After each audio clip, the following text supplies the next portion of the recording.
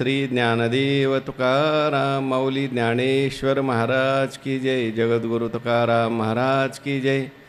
शांती ब्रह्म एकनाथ महाराज की जय। सद्गुरु जोग महाराज की जय।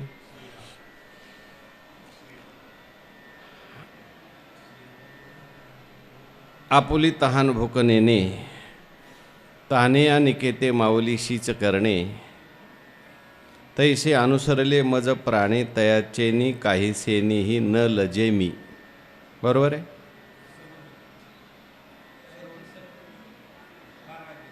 असं का? तैसे अनुसरले मज प्राणे, तयाचे सर्व मी करी। तुमच्याकडे पाठ आहे का? आणि तयाचेनी काहीसेनी न लजे मी तिकडे 12व्या अध्यायातला आहे का? पाठभेद आहे। भगवंताच्या कृपेने, सर्व संतांच्या आशीर्वादाने, पुण्यसलीला इंद्रायणी मातेच्या पावन तीरावर संजीवन समाधिस्थ ज्ञानोबा यांच्या या पवित्र अशा अलंकापूर नगरीमध्ये वारकरी शिक्षण संस्था आणि आळंदी देवस्थान यांच्या माध्यमातून सुरू असलेली आपली नित्याची प्रवचन सेवा, सेवेकरता उपस्थित सर्व भाविक भक्त, श्रोते, सज्जन, माता भगिनी सर्वांच्या चरणी वंदन करून आपण सर्वजण मिळून ही चिंतन सेवा करूया। भगवान श्रीकृष्ण परमात्मा गीतेचा उपदेश करतात।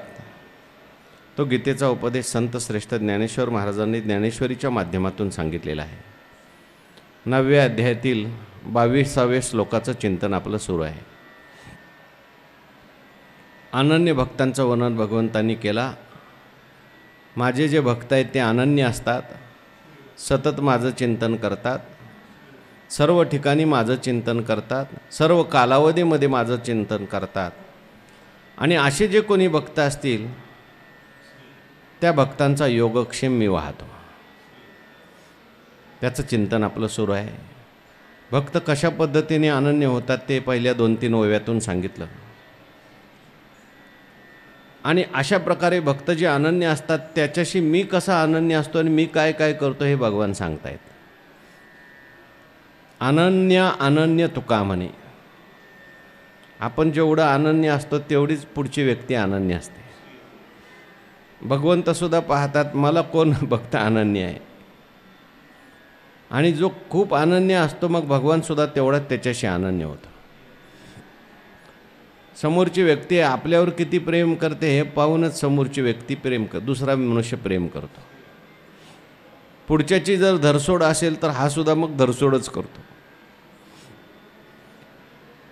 भक्त जर थोड्या दिवस हा देव, त्या दुसऱ्या वेळेस तो देव, दुसऱ्या वेळेस तो देव असं म्हणून करत असेल, भक्ती करत असेल, तर भगवानसुद्धा त्या भक्ताची एवढी दखल घेत नाही। पण भक्त ज्यावेळेस एकदम अनन्य, दुसऱ्या कोणाकडे वास न पाहता केवळ भगवंताकडेच त्या ठिकाणी अनन्य भावाने शरण जात असेल, भगवंताला शरण जात असेल, तर भगवंताला सुद्धा त्याचं करावं लागतं।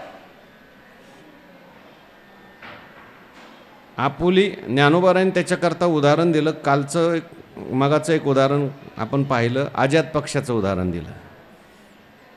म्हणजे पंख न फुटलेली पक्षाची पिलं ते आपल्या आईशी अनन्य असतात, आणि म्हणून आईसुद्धा त्यांची सगळी काळजी पाहते, पक्षिणी। किंवा आणखीन एक उदाहरण ज्ञानोबाराय देतात, आपुली तहान भूक नेणे, ताने या निकेते माऊलीशीच करणे, तैसे अनुसरले मज प्राणे, तयाचे सर्व मी करी, किंवा तयाचेनी काहीसेनी न लजे मी। 2 पाठ आहेत। आपुली तहान भूक नेणे म्हणजे काय?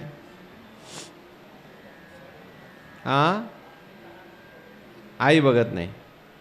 तुमचं मत काय? आपुली तहान भूक नेणे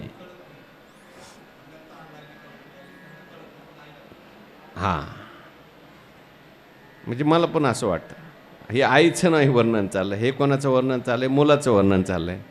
लहान मुलगा असतो, त्याला तहान लागली काही कळत नाही, त्याला भूक लागली काही कळत नाही, ते फक्त रडतं। तहान लागल्यावर, भूक लागल्यावर रडतं।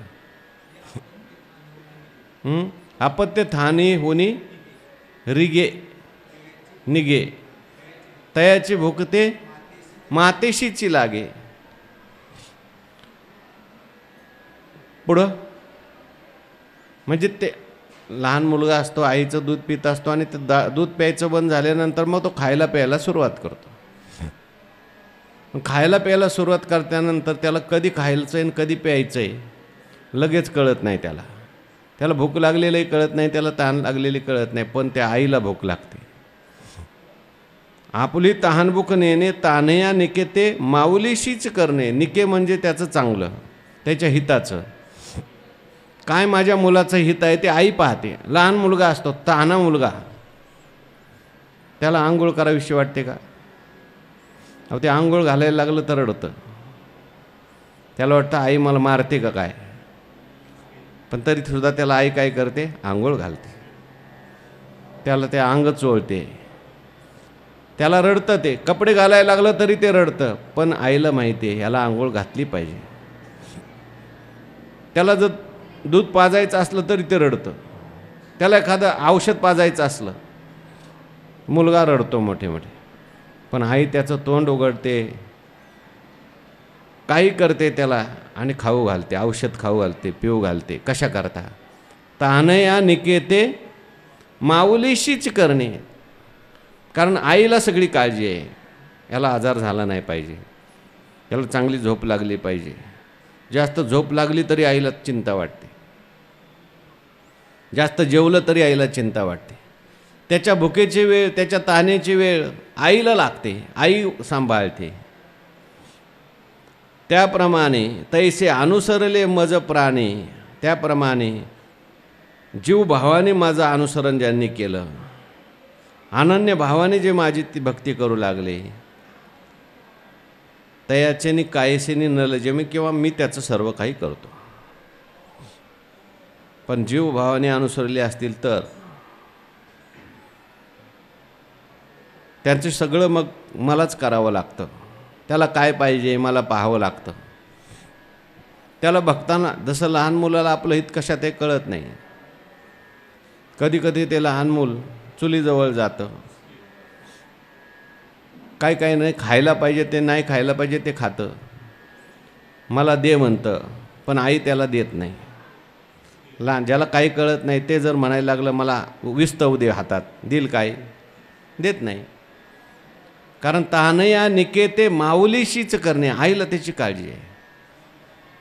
तसं भक्त जो आहे, अनुसरले मज प्राणे, जीव भावाने ज्याने भगवंताला समर्पित केलेलं आहे, त्याचं सगळं चांगलं वाईट देवाला बघावं लागतं. देवाशी तयाचे करणे लागे.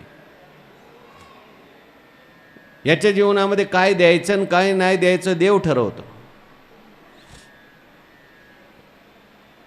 त्या नारद महर्षींनी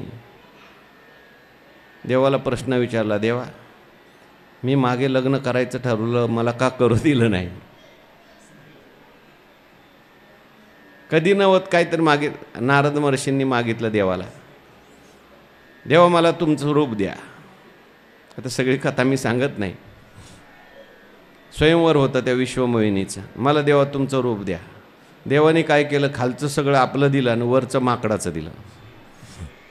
नारदाला असं वाटलं आपल्याला देवाने रूप दिलं, आता विश्वमोहिनी माळ कोणाच्या गळ्यात घालणार? आपल्याच. जाऊन पहिल्याच सिंहासनावर बसले. ते विश्वमोहिनीने पहिल्याच सिंहासनावर माकड बघितल्यावर म्हटली, माकड कोणी आणलं इथं? ती लाईनच सोडून दिली सगळी. मग दुसऱ्या लाईनमध्ये जाऊन नारद महर्षी बसले, ती लाईन सोडून दिली. विश्वमोहिनी म्हणजे माया.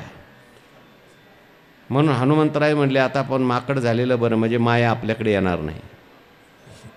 सुंदर रूप असेल तर माया आल्याशिवाय राहत नाही. म्हणून वानराचं रूप धारण केलं हनुमंतरायांनी, कारण माया येणार नाही म्हणून. कशा करता सांगतोय? नारद महर्षींचं नंतर मग हसले नारद महर्षींना शिवगण. त्यांना विचारलं तर ते म्हणले, जरा आरशात जाऊन बघा तुमचं तोंड. राग आला नारद महर्षींना, का मी त्या ठिकाणी लग्न करण्याची इच्छा केली, तुम्ही करू दिलं नाही देवा? तेव्हा भगवान म्हणले, ज्ञानी भक्त जो आहे तो माझा मोठा मुलगा आहे, आणि प्रेमळ भक्त जो असतो तो माझा लहान मुलं आहे. आईला लहान मुलाची काळजी करावी, त्याच्यात तुझं हित नाही, म्हणून मी ते केलं नाही. देव भक्ता लागे करून येदी संसार, हांगे वारंवार करून ठेवी. आपल्याला वाटतं की आपलं देवाने चांगलं नाही केलं, पण त्याच्यात आपलं चांगलं असतं, ते आपल्याला नंतर कळतं. हे जे झालं ना ते बऱ्याकरता झालं, नाही तर आपल्याकडून नामस्मरण घडलं नसतं, परमार्थ घडला नसता. ते अनुसरले मज प्राणे तयासे काहीसीनी न लजे मी त्याच्या काही लाजत नाही. आणि दुसरा पाठ काय, मी सर्व करतो. शुष्क काठी गुरुगुरी लाज हारी न धरिता मागे पुढे उभा राहे सांभाळीत, किंवा निर्वाणी गोविंद असे मागे पुढे काहीच, कुटुंबाची सेवा तोची करी अमुच्या, झाडू लोट करी जणी केर भरी चक्र पाणी, ऐसा भक्तीशी बोलला नीच कामे करू लागला. काहीसे कशातच लाजत नाही. आता वास्तविक पाहता सारथी होणं म्हणजे चांगलं आहे का? सारथी म्हणजे निकृष्ट काम आहे, घोडे हाकायचं काम आहे. पण अर्जुनाची घोडी धुवायचं काम केलं, धुवायचं काम केलं. धुतली अनंते संकटे बहुते निवारिले. घोड्याला धुवायचं. संध्याकाळी युद्धामधून जे घोडे जखमी झालेले त्याला औषध लावायचं, दुसऱ्या दिवशी परत घोड्यांना घेऊन यायचं. अर्जुनाने नुसतं रथात येऊन बसायचं.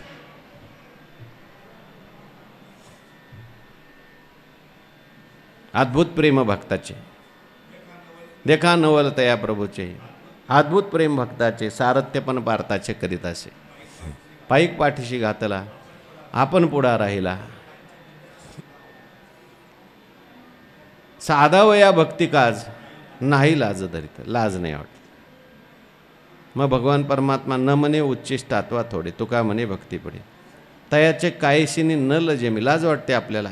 आमचे गुरुवारी सांगत असतात, एखाद्या माणसाला म्हटलं ना पंक्तीमध्ये मीठ वाढा, एवढं हलकं काम मला सांगता का म्हणतो.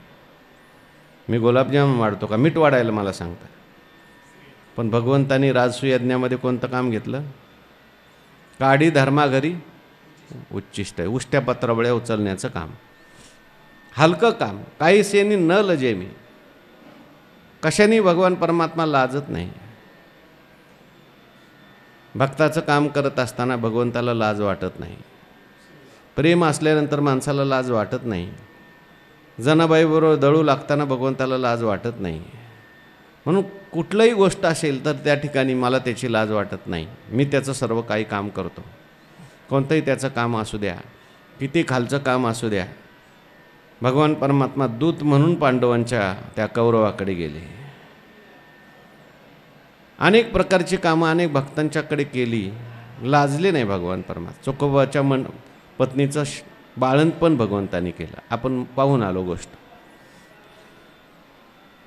अशा प्रकारे लौकिक योगक्षेम तर मी करतोच करतो, पण भगवान म्हणतात मी त्यांचा पारमार्थिक योगक्षेम सुद्धा करतो.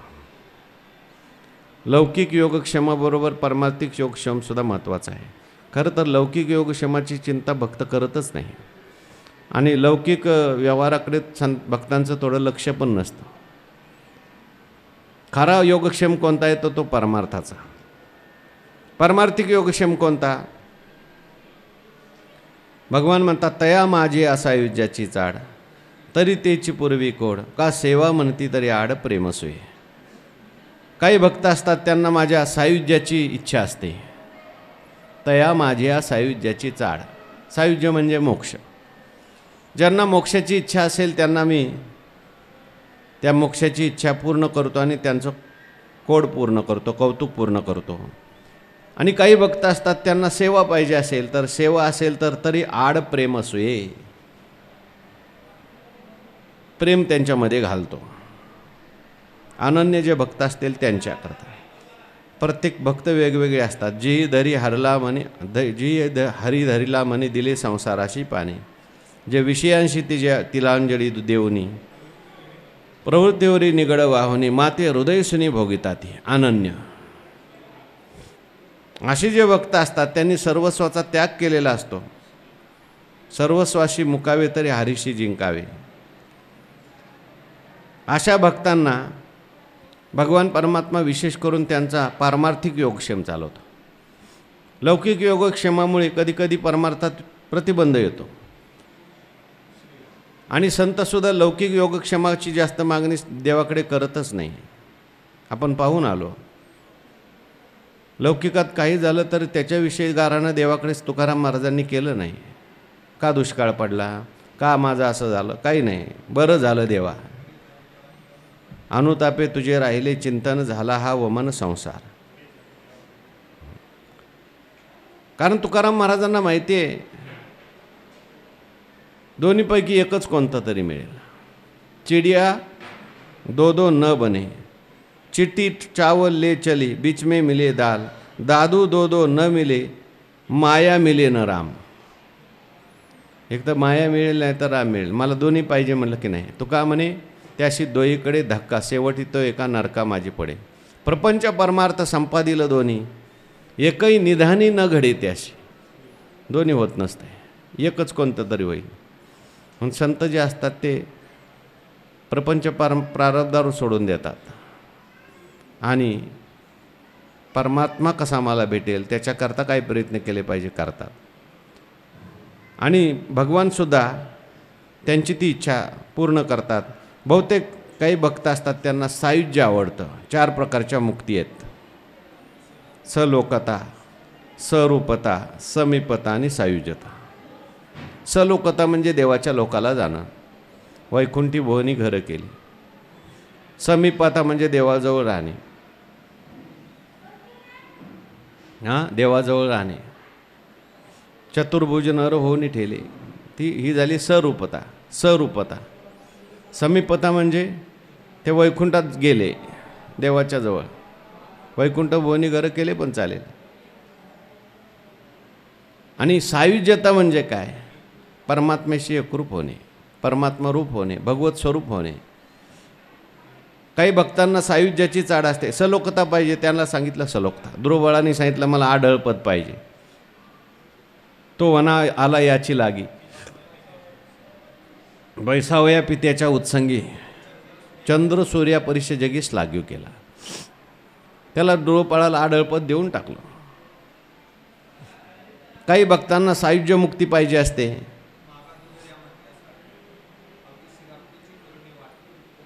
हां ठेवले. या ब्रह्मत्वाशीची पार्था, सायुज्य ऐशी व्यवस्था, याची नाव चौथा पुरुषार्थ होगा. ऐशी स्वरूपता जरी झाली प्राप्त तरी हा एक देव मी एक भक्त हा भिन्नत्वाचा भेद किंचित त्यात उरला असे. काही भक्त असतात ते मोक्ष मागतात. एक वेळ करी या दुःखाये गवळे वेगळे, दुरिताची दाळे उगवणे. तुका म्हणे मुक्ती परिनेली, आता दिसू नये जना, ऐसे करा नारायणा. देवा आता मला दिसू नये असं करा, मला मोक्ष द्या, मला मुक्ती द्या. अशी काही प्रमाणे तुकाराम महाराज मोक्ष पाहिजे अशी प्रमाणे सांगा.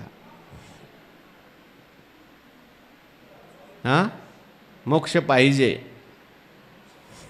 मुक्ती पाहिजे, दुःख गेलं पाहिजे. एक वेळ करी या दुःखा वेगळे, किती वेळा जन्मा यावे, किती व्हावे फजित, मनोनी जीव भ्याला, आता जन्म नको बाबा.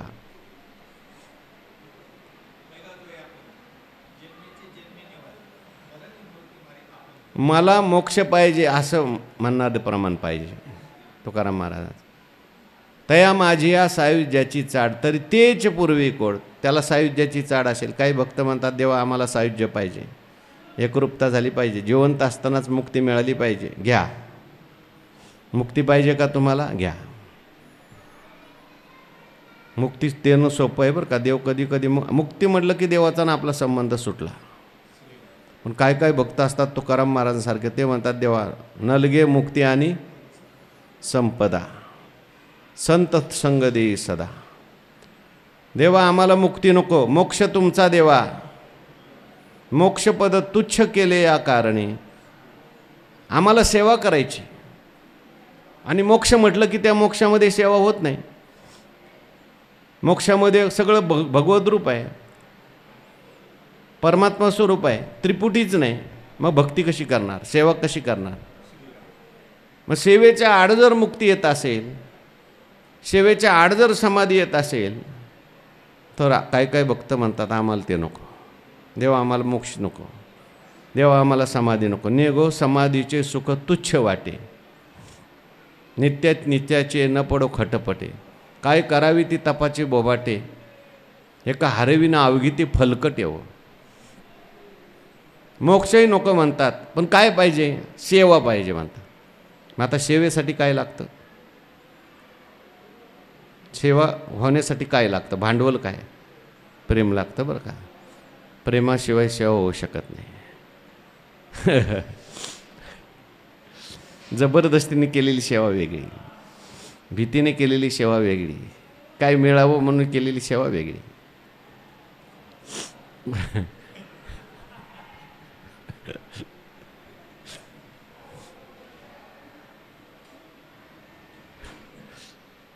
बरेच भक्त देवाची सेवा करतात. आरतो तो आरतीचे निवाजे, जिज्ञासू तो तिजेने तेने इच्छिजे, आपापल्या हिताचे निलोभे. ह्या सगळ्या भक्तांना काय म्हटलं? झोंबे भक्त. झोंबे भक्त येते. पण खरा जो भक्त आहे, ज्याला खरी सेवा करायची, त्याच्या अंतकरणात प्रेम असावं लागतं. प्रेम हे सेवेच्या द्वारे प्रगट होतं. आणि म्हणून भक्त जे असतात देवाला म्हणतात, देवा काही झालं तरी चालेल, मुनी मुक्त झाले भेने गर्भवासा, आम्हा विष्णुदासा सुलभ घेईन जन्मांतरे हेची करावया. तुका म्हणे गर्भवासी, देवा आम्हाला मोक्ष नको. अहो पण मग जन्म घ्यावा लागेल ना, येऊ द्या, घेऊ द्या. घेईन मी जन्म यासाठी देवा, तुझी चरण सेवा साधावया. म्हणून त्या ठिकाणी तुझी चरण सेवा जर मिळत असेल तर आम्हाला त्या ठिकाणी हां ठीक आहे, मुक्ती पाहिजे त्यांना भगवान ज्ञान देतो, मुक्त करून टाकतो, कारण मुक्ती ज्ञानाने मिळते. ददामी बुद्धिगम किंवा तया तत्वज्ञा चोखटा दिवी पोतासाची सोवटा, मग मीच होणे दिवटा पुढा पुढा चाले. पण ज्यांना त्या ठिकाणी भक्ती पाहिजे, नेघो म्हणून या त्यागिती परवते, चौपुरुषार्थाते त्यागिती, चारी मुक्ती उपेक्षिती, पंचम पुरुषार्थाची भक्ती मज पडेयंती उद्धवा. पंचम पुरुषार्थ भक्ती, आणि तो ज्यांना पाहिजे तो प्रेमाशिवाय मिळत नाही. म्हणून भगवंत मुक्ती देतो, पण भक्ती देणं अवघड नाही, देत नाही लवकर. प्रेम देणं अवघड आहे. प्रेम देवाचे हे देणे. मग अशा भक्तांना सेवा पाहिजे असतील, मग भगवान देव प्रेम देतो. म्हणून संतांनी प्रेम मागितलं. प्रेम सुख देई, प्रेमाविन नाही समाधान. प्रेम नये कोणा हाती, शिका कळा शिको येती. प्रेम लवकर सपत. तुका म्हणे कृपा करील हे नारायण, तरीच हे वर्म पडे ठाई. म्हणून ऐसा म्हणे जो जो धरती भाव, तो तो पुढा लागे तया देव, आणि दिधिलियाचा निर्वाह तोही मीची करी. भगवान म्हणतात अशा प्रकारे ऐसा मनी जो जो धरती भाव, मनामध्ये जो जो भाव धारण करतात. हां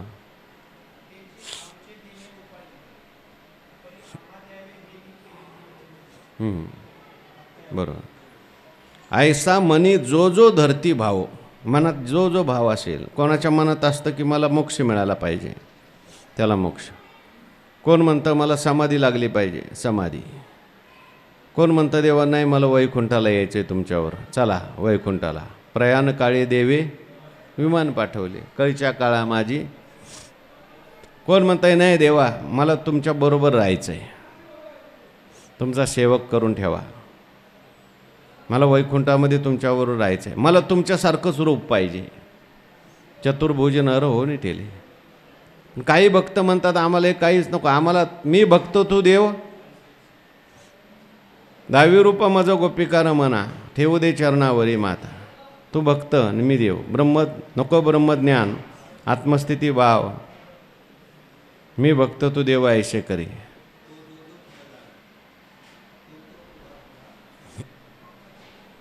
म्हणून तो मनी जो जो ऐसा मनी जो जो धरती भाव, मनात जो जो भाव धारण केला.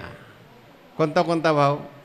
मोक्ष पाहिजे, प्रेम पाहिजे, सायुज्य पाहिजे, सलोकता पाहिजे. तो तो पुढा लागे तया देव, तो तो त्या ठिकाणी मी देत असतो.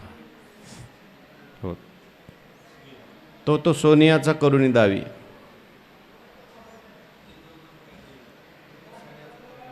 हं. हं. नीट सांगा बाबी. ल हं. मला हे खेळ पाहिजे, मग तो लगेच सोन्याचा करून ठेवी. हां, उपासतीची पदवी पोषित मी जाय. तसं भगवान म्हणतात, उपासक जो पाहिजे तसा मी होतो. होय भक्ती केला तैसा पूर्वी धरावी ते इच्छा. मग तो पुढा लागे तया देव. ते जे काय असेल भक्ताच्या मनामध्ये ते सगळं भगवान देतो. भक्ती पाहिजे भक्ती, मुक्ती पाहिजे मुक्ती, प्रेम पाहिजे प्रेम, सगुण रूप पाहिजे सगुण, निर्गुण रूप पाहिजे निर्गुण. देवा हे रूप पाहिजे ते रूप, ते रूप पाहिजे ते रूप, ज्या रूपात दर्शन त्याला पाहिजे. चिंतेल्या रोकडे मनोरथ. भक्तांनी सांगितलं देवाला अनवा व्हा, मोठे व्हा मोठे व्हा. जो जो करती मनी धरती भाव, तो पुढा लागे तया देव.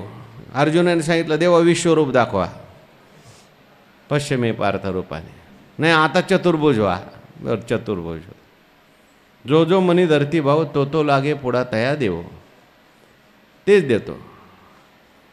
आणि दिदलियाचा निर्वाह तोही मीच करी. बरं ठीक आहे, नुसतं प्राप्त होऊन चालतं का? निर्वाह झाला पाहिजे, रक्षण झालं पाहिजे. प्राप्त होतात काही गोष्टी पण टिकत नाही. पाहून आलो आपण नहुष-राजाचं उदाहरण. अमृत काढलं देवानी दानवानी, एवढी मेहनत केली, काय फायदा झाला? दानवाला मारावं लागलं सगळ्यांना, निर्वाह नाही झाला. तसं काही गोष्टी आपल्या जीवनात प्राप्त होतात पण त्याचं रक्षण देवाची कृपा नसल्यामुळे होत नाही. म्हणून तुका म्हणे आम्हा जगदिशे सांभाळावे. तुका म्हणे आता आपुल्या सायाशे आम्हा जगदिशे सांभाळावे. देवाची प्रार्थना करावी लागली. दिदलियाचा निर्वाह होणं कठीण आहे. कठीण योगाहुनी क्षेम, ओकलिया होतो श्रम. खाणं सोपं आहे पण पचवणं अवघड आहे. तसं परमार्थात येणं सोपं आहे पण टिकणं अवघड आहे. काहीतरी प्रतिबंध येतो आणि मनुष्य परमार्थापासून दूर जातो. परमार्थ करता करता अनेक प्रतिबंध येतात, ते दूर करावे लागतात. आणि देवाची कृपा असेल तर निर्वाह होत असतो.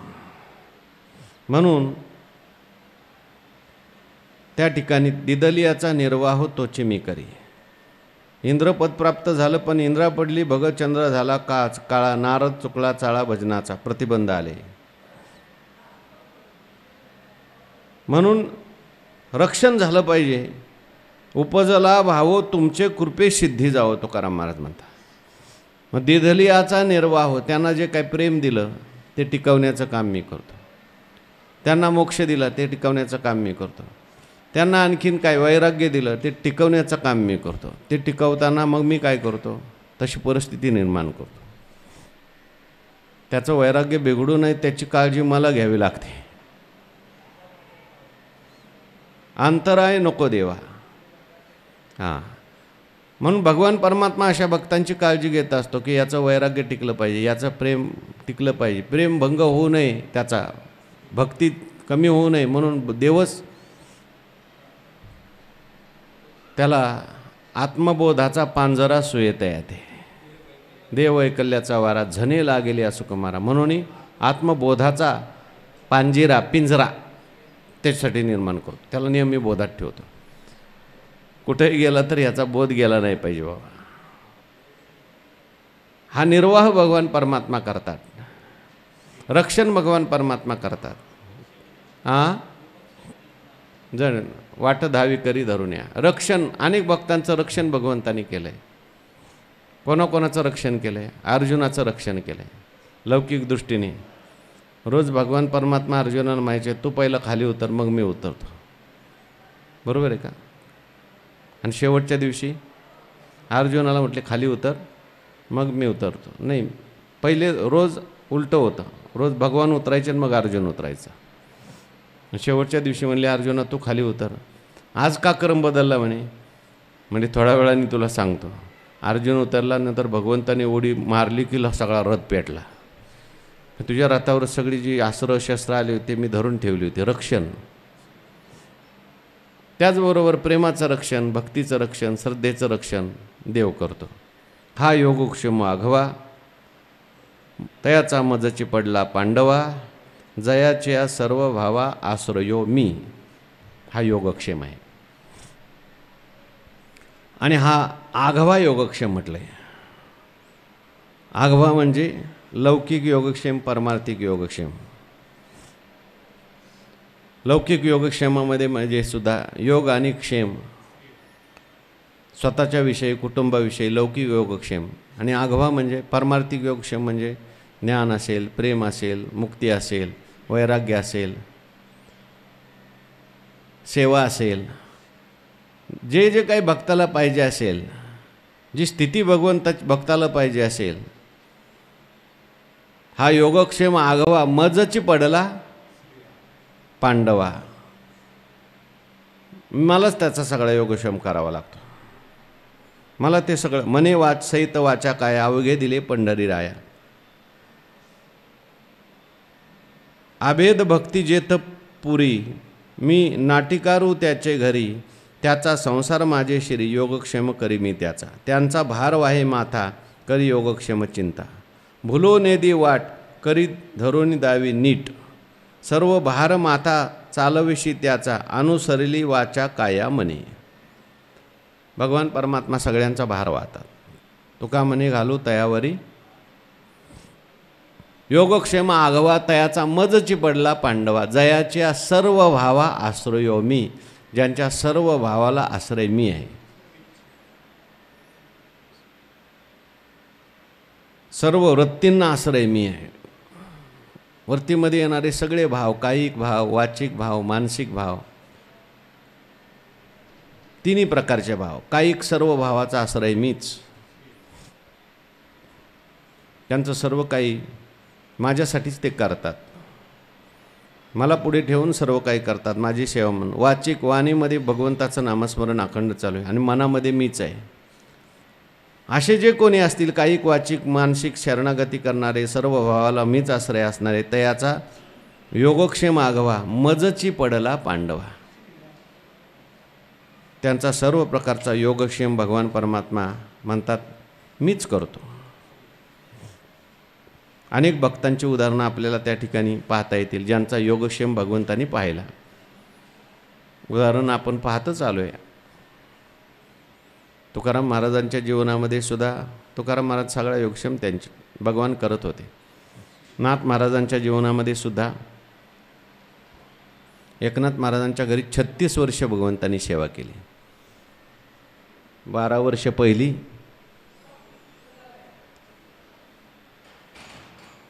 नंतर 12 वर्ष आणि नंतर श्रीखंड्या. बरं का, पहिला उद्धव, नाथ महाराजांच्या घरी उद्धव म्हणून भगवंतांनी काय केलं, सेवा केली, पुराण ऐकायला उद्धव. नंतर ते शेवटी आहे श्रीखंड्या. अगोदरची 2 अवतार कोणते? केशव नाव आहे, द्रुपद धरायचं नाथ महाराजांच्या घरात. 12 वर्ष एक नाव, दुसरं 12 वर्ष दुसरं नाव, तिसरं नाव मग हे श्रीखंडे आहे. ते पहिली 2 नावं बघा काय काय होती, काय काय सेवा केली. तिसरं मग ते पुढं कावडीने प्राणी जागरी चक्रपाणी वाहे, चंदन वगैरे उघडून नाथांना द्यायचं. अगोदर 24 वर्ष सेवा केली. तयाचा योगक्षेम आघवा, मजची पडला पांडवा. योगक्षेम म्हणजे पारमार्थिक योगक्षेमामध्ये अंतकाळ हा महत्त्वाचा आहे. कारण भक्त ज्यावेळेस जन्मभर भजन करतात आणि अंतकाळच्या वेळेस कोणी नसतं, अशा वेळेस सुद्धा भगवान तिथे जातात, त्याची सेवा करतात. किंबहुना त्याची जी अंतःकरण वृत्ती आहे ती भगवदाकार राहते, होते. भीष्माचार्यांचं उदाहरण आपण नेहमीच सांगतो. पांडवांना घेऊन भगवान दर्शन करण्याकरता गेले. जे जे अनेक भक्तांची उदाहरणं आपल्याला पाहता येतील, त्यांचा योगक्षेम भगवंतांनी अंतकाळाच्या वेळेस सुद्धा केलेला आहे. तुकाराम महाराजांना नेण्याकरता भगवान परमात्मा स्वतः आले. पाहुणे घराशी आजे आले ऋषिकेशी, काय करू उपचार, कोप मोडके जर्जर. वैकुंठाला नेण्याकरता भगवान परमात्मा तुकाराम महाराजांना नेण्याकरता गरुड घेऊन आले. जया पूजिले आदरे पांडुरंगे, विमानस्थ केले प्रयाण प्रसंगे. तनु मानवी दिवे लोकीची नेली, रूपीची केली सत्यलोकाशी नेली. म्हणून अशा प्रकारे भगवान परमात्मा तयाचा योगक्षेम आघवा, मजची पडला पांडव. मला सगळा योगक्षेम बघावा लागतो त्यांचा. जयाच्या सर्व भावा आश्रय मी, त्यांनी सर्व भावाचा आश्रय मी केला आहे. कायिक वाचिक मानसिक भाव त्या मी वाचून आण धाव आणवती नाही. डोळ्याने ते मलाच पाहतात, कानाने मलाच ऐकतात, मनाने माझंच चिंतन करतात, बुद्धीने माझाच विचार करतात. सर्व भावाला आश्रय कोणता असेल तर मी आहे. अशा भक्तांचं वर्णन या ठिकाणी केलं. केली मजशी कोडवाळी, भोग मोक्ष बापुडी तेजली कोळी. आता इतर देवतांची भक्ती करणारे जे आहेत, तो विषय मागे चालू होता. काही लोक यज्ञ करतात आणि स्वर्गाची प्राप्ती करून घेतात. इंद्राचं भजन देवाची सेवा करतात, वरुण देवाची सेवा करतात. त्यांची अवस्था काय होते? ती पण माझीच भक्ती आहे, पण त्यांना माझ्या भक्तीचं फल मिळत नाही, कारण मी म्हणून माझी सेवा ते करत नाही. हा विषय सांगायचा आहे पुढील प्रवचनात. पुंडलिक वरदा हरी विठ्ठल श्री ज्ञानदेव तुकाराम विठ्ठल विठ्ठल विठ्ठल विठ्ठल. पुंडलिक वरदा हरी विठ्ठल श्री ज्ञानदेव तुकाराम माऊली ज्ञानेश्वर महाराज की जगद्गुरु सद्गुरुजोग महाराज की जय.